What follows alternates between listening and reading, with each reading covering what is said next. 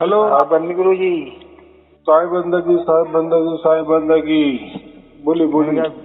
सवेरे ही फोन लगा तो मैंने जियो पर लिए गुरु जी से बातें कर लें। मैंने थोड़ी थोड़ी क्या पूरी करे, लेकिन व्हाट्सएप पे लिखना ना, ऐसा हजारों फोन रहते हैं, कैसा समझ में आएगा आपको? बातचीत करनी है तो कैसा है, पहले व्हाट्सएप लिखना। हाँ ठीक है, वो लिंक भेज देगी समझाता भाई। हाँ हाँ, तो आपका व्हाट्सएप नंबर है ना, उसमें लिंक आ गए ना? अब नहीं आई यहाँ में। फिर आपका व्हाट्सएप नंबर नहीं होगा। चलो आज जान, आज थोड़ा व्हाट्सएप पे प्रॉब्लम था। तो अभी ऐसा उसमें क्या करो, आप नमस्ते करो, फिर हमारी टीम को समझ में आ जाएगा कि आपको लिंक की जरूरत है, तो फिर लिंक आ जाएगी। बस पूरे के पूरे वीडियो देखते जाओ, फिर देखो क्या होता है। फिर जैसा कुछ घट जाएगा तब मुझे बात करे, फोन करे। बराबर तो गुरु पूर्णिमा फोन लगा तो मैं जब से वीडियो सुन रहे हैं। हाँ, अरे वाह, कितने दिन हो गए? गुरु पूर्णिमा ही से। अच्छा अच्छा अच्छा, चलो ठीक है। तो कुछ हो रहा है कि नहीं, कुछ समझ में आ रहा है कि नहीं? अब तुम सुनना चाह रहे हैं? हाँ हाँ हाँ हाँ, आ रही समझ में सब कछु मतलब।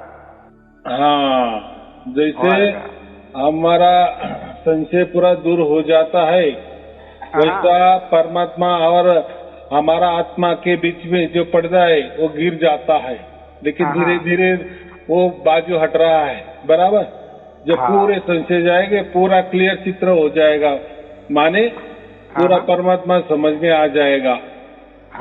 तब तक नहीं, क्योंकि ऐसा है ना, बचपन से लेकर आज तक हमने बहुत बहुत कुछ सुना है। बहुत गुरुआ लोगों ने बहुत बहुत प्रवचन किए हैं, बहुत बहुत किताबें निकले हैं, बहुत सारे धर्म निकले हैं, पंथ निकले हैं, धर्म ग्रंथ निकले हैं। बराबर कि नहीं? तो बहुत सारे प्रवचन हमने सुन के हमें यही समझ में नहीं आ रहा है कि आत्मा क्या होता है, परमात्मा क्या होता है या नहीं होता है, कि बस सही बात। ये प्रवचन का विषय या कोई टाइम पास का विषय है। बराबर।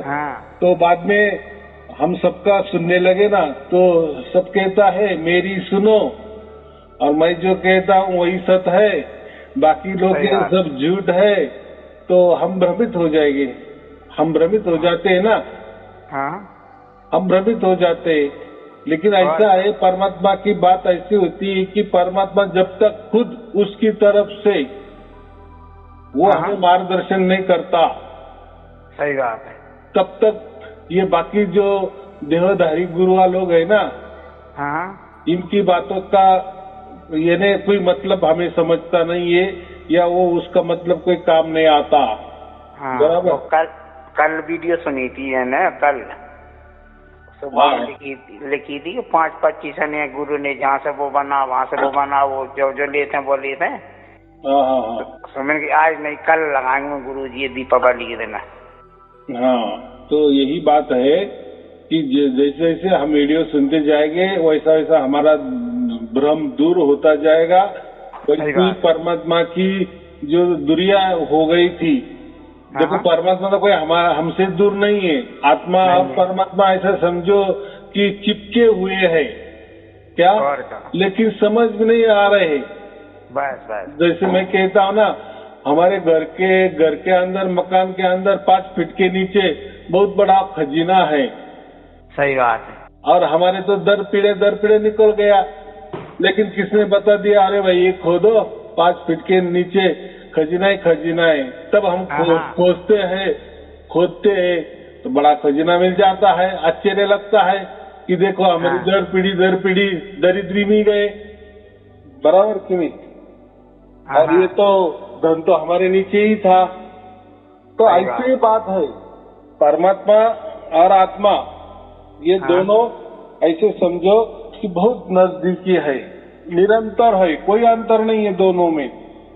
लेकिन समझ नहीं रहे हैं, आत्मा परमात्मा को नहीं समझ रहा है। और परमात्मा, देखो परमात्मा तो बुद्धिशाली है ना, परमात्मा तो सर्वज्ञानी है। हमारी आत्मा तो अज्ञानी है, हमारी आत्मा तो अज्ञानी है ना। मैं गुरु ये बोल रहा हूँ, जैसे अपन पूर्णिमा से व्रत रखते हैं क्या? जैसा आरती करते हैं जी, कर रहे हैं क्या नहीं कर रहे हैं? देखो ऐसा है, ये जो कर्म कांड है ना, आरती करे ना करे, देव पूजा करे ना करे, कोई धर्म ग्रंथ का पारायण करे ना करे, पाठ करे या ना करे, कोई मंत्र जपे या ना जपे, किसी गुरु का माने या ना माने, ये जो बातें हैं सब प्राकृतिक बातें हैं।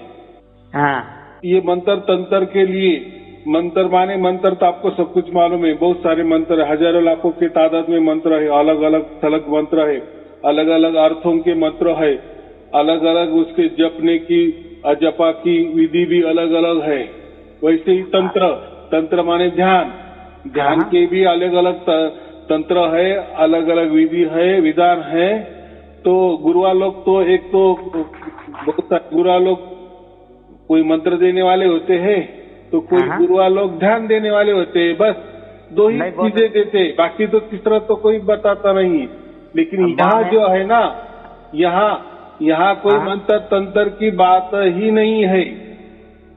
अनुराग सागर में कथा आता है वो। देखो, सबसे पहले कबीर बीजक निकला, बीज माने मूल। तो कबीर बीजक है, ये सबसे पुराना ग्रंथ है। और ये जो आपने कहा ना अनुराग सागर वगैरह, ऐसे तो बहुत सारे 11 ग्रंथ है, ये पीछे वाले ग्रंथ है। यानी ऐसा समझो कबीर बीजक निकलने के बाद 100-200 साल का फासला है, बराबर। हाँ, तो कबीर बीजक में जो कहा गया है ओरिजिनल बीज का अर्थ ही वही होता है ना, मूल। बीज से ही सब कुछ हो जाता है ना, बीज में ही सब कुछ रहता है। तो बात ऐसी है कि बीज अगर हमें कबीर बीजक ही मिल गया तो हमें सब कुछ सत्य का प्रकाश समझ में आ जाता है, यानी सत्य समझ में आ जाता है।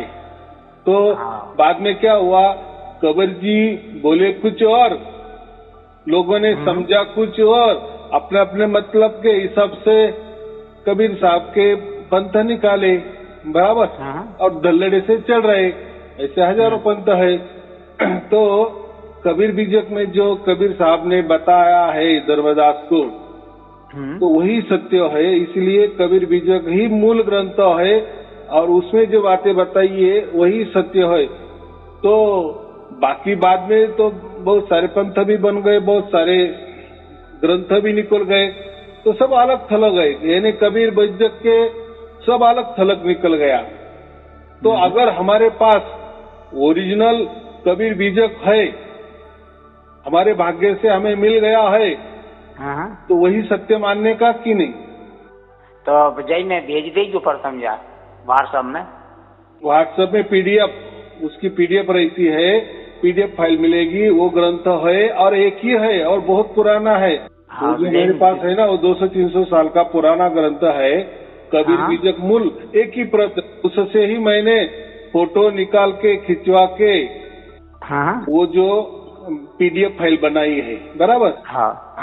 और अभी क्या हो गया, अभी लाखों लोग वो पढ़ रहे हैं, थोड़ी भाषा कठिन है, 500 साल की भाषा है ना वो। जब कबीर साहब थे उनके बाद में ही कबीर बीजक निकल गया ना, धर्मदास में लिखा था, तो वो एकदम ओरिजिनल है। तो थोड़ी भाषा 500 साल की होने के कारण थोड़ी कठिन है, लेकिन जैसे जैसे हम पढ़ेंगे ना, तो देखो परमात्मा की लीला, वो भाषा भी हमें समझ में आने लगती है, बराबर की। वो होता है, वो सब होता है, बस ऐसा नहीं कहना कि भाई वो तो बहुत कठिन है, वो तो कुछ समझ में नहीं आ रहा है, तो बस छोड़ देना। और जो अभी के जो ग्रंथ है, बाकी आपने जो कहा वो तो बहुत समझ में भी आ जाते हैं, लेकिन वो जो समझाते हैं वो अलग समझाते हैं ना, ये गड़बड़ हो गई ना, जो सत्य चाहिए वो नहीं मिलता, सब अलग ही मिल जाता है वो, और वो नहीं लेना ना, और उससे नहीं मिला ना किसको, परमात्मा, बराबर। हाँ, उससे क्या हो गया, हमें कथा कहानी बहुत अच्छी तरह से, अच्छी ढंग से समझ में आ गई, बस इतना हो गया, यानी हमारा टाइम पास बहुत अच्छा हो गया। लेकिन वो टाइम पास क्या करना है, हमें परमात्मा चाहिए, परमात्मा ने हमको ये भवबंधन से छुड़ाना चाहिए। हम जो ये शरीर के पिंजरे में अटके हैं, भवसागर में अटके हैं, बहुत संसार में अटके है, प्रकृति में अटके हुए है, बंधे हुए है। हमें इससे से छुड़ाने वाला चाहिए। और कौन छुड़ाएगा? जो पहले से ही छुड़ा हुआ है, पहले से ही सभी बंधनों से अलग है, बंधन मुक्त है। तो जो बंधनों से मुक्त है उसको हम कबीर कहते हैं कि नहीं? सही बात। तो कबीर ही हमें छुड़ाएगा कि नहीं? तो वही बातें कबीर साहब ने कबीर बीजक में कही है और सत्य बातें है। और देखो बाद में क्या हो गया, 100-200 साल में बाद में कबीर साहब के बारे में बहुत सारे ग्रंथ निकल गए। तो कितना अलग अलग बताते हैं, कबीर साहब ने ऐसा कहा, नहीं ऐसा नहीं, वैसा कहा, नहीं कबीर साहब मंत्र देते थे, नहीं कबीर साहब गुरुआ होके बैठे थे, उन्होंने बहुत सारे लाखों शिष्य बनाए वगैरह वगैरह। देखो, और वैसा कबीर बीजक में कहीं लिखा नहीं है, बराबर। वो तो सिर्फ परमात्मा को मानते थे, साहेब को मानते थे, बस साहेब के सिवा उनके मुंह में कुछ दूसरा कोई भी आया नहीं है, बराबर।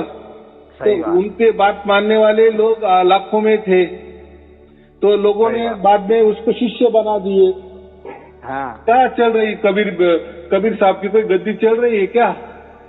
नहीं ना, ये तो इन्होंने निकाली गद्दी, वो भी अभी 100-200 साल में निकाली। तो ऐसा नहीं है, कबीर साहब की कोई गुरु गद्दी नहीं चल रही है, या वो कोई गुरु नहीं थे, या गुरु बन के नहीं बैठे थे, या उन्होंने कोई गुरुवाई नहीं की है, ऐसा कबीर बीजक में लिखा है। मैं मेरा मन का नहीं बोल रहा हूँ, बराबर।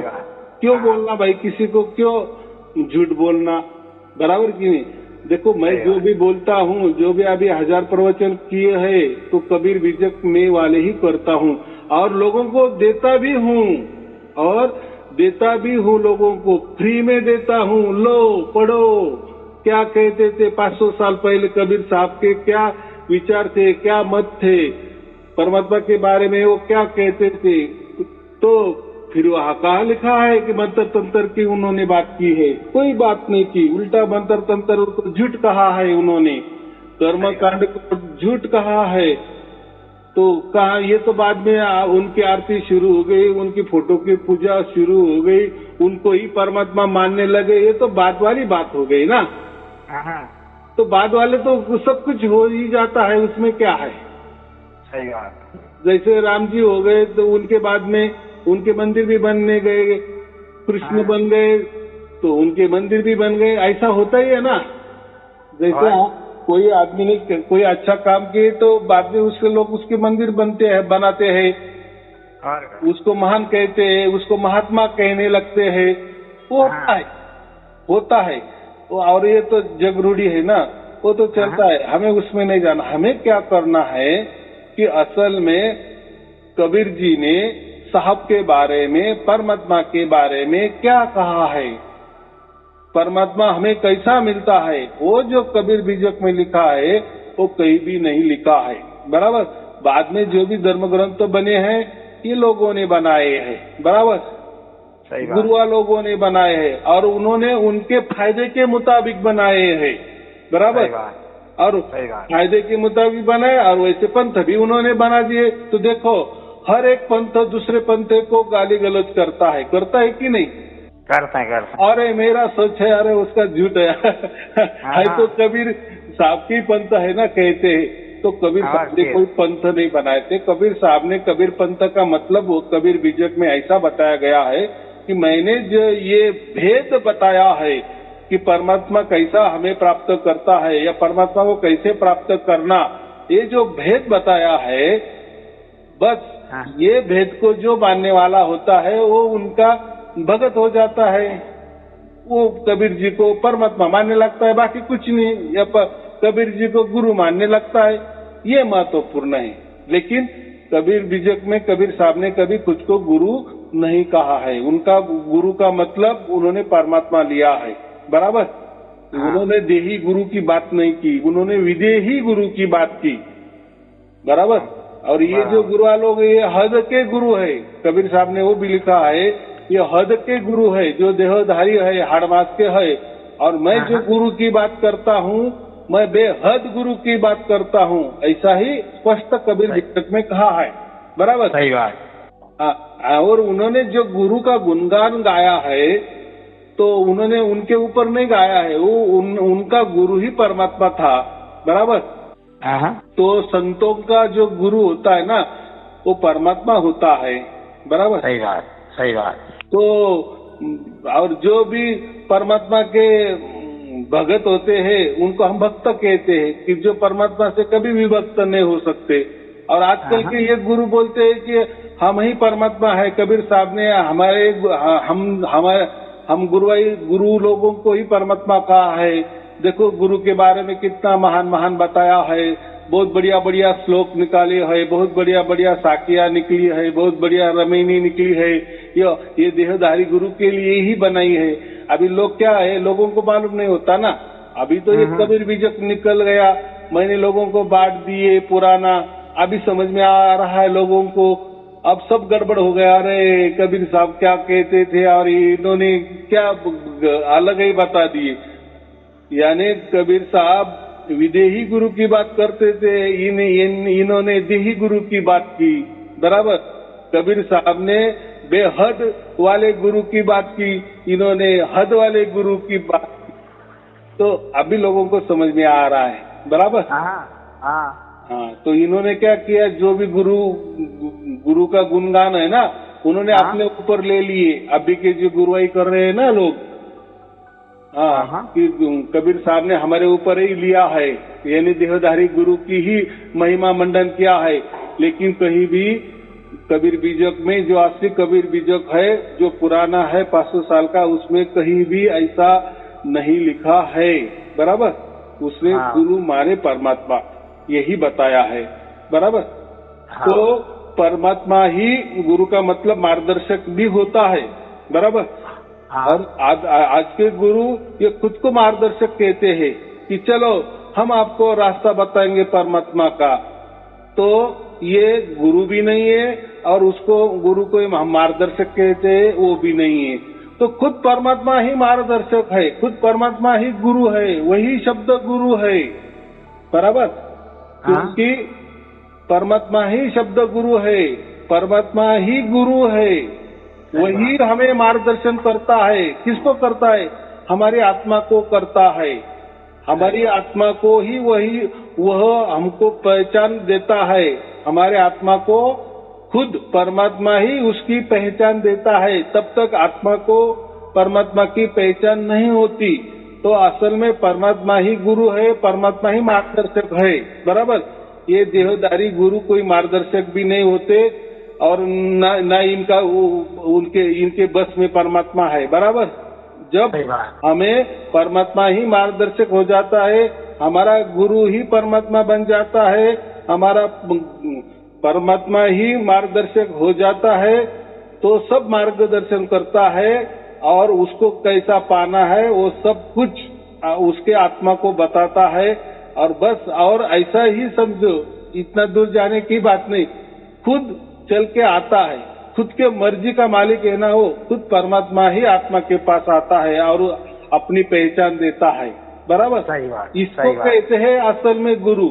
ये गुरु की बात कबीर साहब ने किया है, बराबर, कि साहब ही गुरु है, साहब ही मार्गदर्शक है और वही हमें मार्गदर्शन करते हैं और हमारा और उनका मिलन करवा देते हैं।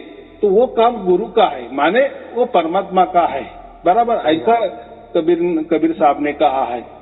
तो ये आज के गुरुआ लोगों ने अपने ऊपर ले लिए, तो वो गलत है, वो ठीक है। अभी देखो, जिसका भाग्य नहीं है तो ऐसे गुरुआ लोगों के चपेट में आ जाते हैं कि नहीं। जैसे कोई भीड़भाड़ हो जाती है तो उसमें भगदड़ मचती है कि नहीं। मस्त है। तो भगदड़ मच गई, बहुत सारे लोग मर भी गए। तो ऐसा क्यों हो गया? भगदड़ तो अच्छे काम के लिए बनी थी ना।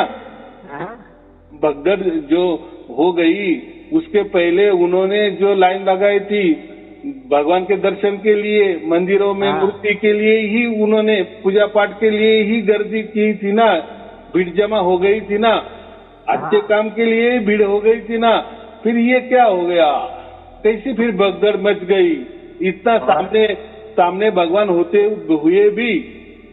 तो बात ऐसी है ये कुछ भगवान की बातें कबीर साहब ने नहीं की है। वो उनका परमात्मा ही भगवान है, उनका परमात्मा ही साहेब है, उनका परमात्मा ही सब कुछ है, उनका परमात्मा ही गुरु है, उनका परमात्मा ही ईश्वर है। बराबर, वो उनकी ही बातें करते थे, दूसरी कोई बातें नहीं बताते थे। ये कबीर बीजक में भी बहुत बढ़िया लिखा है। बराबर, तो अभी हमें कोई भ्रमित होने की बात ही नहीं है। हमें अभी सामने सामने देखो, गुरुआ लोग तो प्रवचन करते हैं, दाखले भी देते हैं, यहाँ वहाँ के पन्ने भी उठाते हैं कि नहीं। देखो यहाँ ऐसा लिखा है, वैसा लिखा है। तो ऐसा बीच में आला कोई पन्ना अगर हमने भी किसी किताब का निकाला और पढ़ने लगे तो पूरी किताब समझ में आ जाएगी क्या? नहीं आ जाएगी ना। आ जाएगी, नहीं आएगी ना। किसी बड़ी किताब है, 1000 पन्नों की किताब है, उसमें से आपने बीच वाला एक पन्ना निकाले और पढ़ने लगे, तो एक पन्ना पढ़ने से, बीच वाला कोई भी पन्ना पढ़ने से पूरा ग्रंथ आपको समझ में आ जाएगा क्या? पूरी किताब समझ में आ जाएगी क्या? नहीं ना। तो ये गुरुआ लोग ऐसे किसी भी पन्ने उठाते हैं, किसी धर्म ग्रंथ के पन्ने उठाते हैं, ग्रंथों के पन्ने उठाते हैं और दिखाते हैं, देखो देखो देखो। लेकिन मैंने वो नहीं किए, मैंने डायरेक्ट आपको पूरा ग्रंथ दे दिए, पहले से लास्ट तक पूरा की पूरा दे दिए और पढ़ो, मैंने कहा है। बराबर, और वो भी पुराना, सबसे पुराना। ये पुराना ग्रंथ किसी के पास नहीं है पूरी दुनिया में।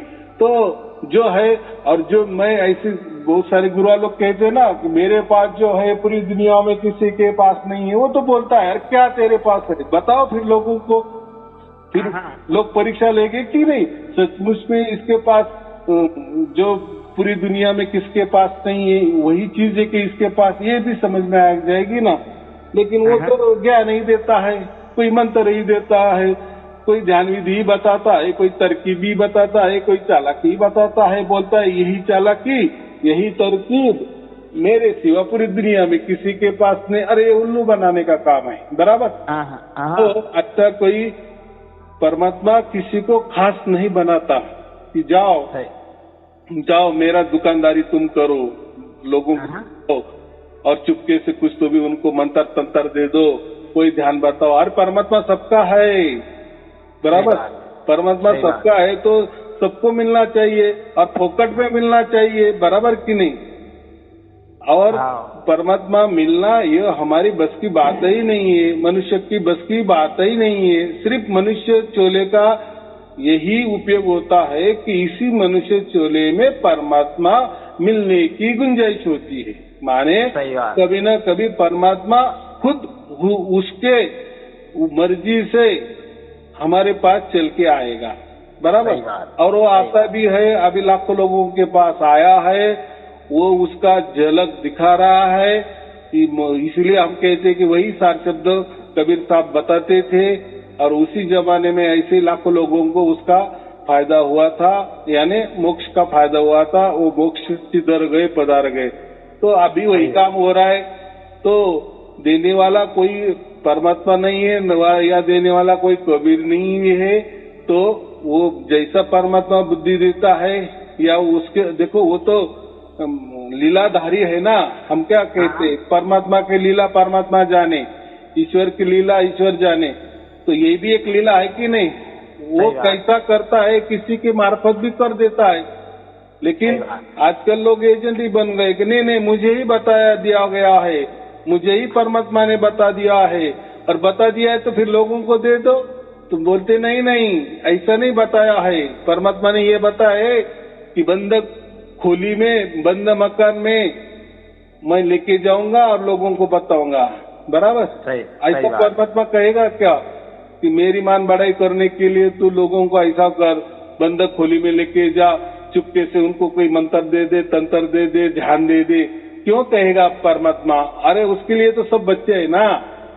सही बात है। और जिसको लग रहा है कि मुझे परमात्मा चाहिए, तो परमात्मा फिर उसकी मर्जी से उसके पाव से खुद चल के आता है और मिलता है। लेकिन ये गुरुआ लोग वो विश्वास नहीं देते। वो बोलते हैं कि नहीं हमारे मंत्र में ही वो शक्ति है, ये मंत्र से ही परमात्मा खींच के चला आएगा। देखो इन्होंने परमात्मा को बंदर जैसा वो ये होता है ना, मदारी होता है ना, वो बंदर को कैसा गले में रस्सी बांधता है और यहाँ वहाँ खींचता है ना, वैसा ये गुरुआ लोग कहते हैं कि परमात्मा जैसा इनके लिए बंदर है, हम जैसे नचेंगे परमात्मा वैसा नचता है। ऐसा हो सकता है क्या? अरे हमारी डोरी उसके हाथ में है। सही बात है।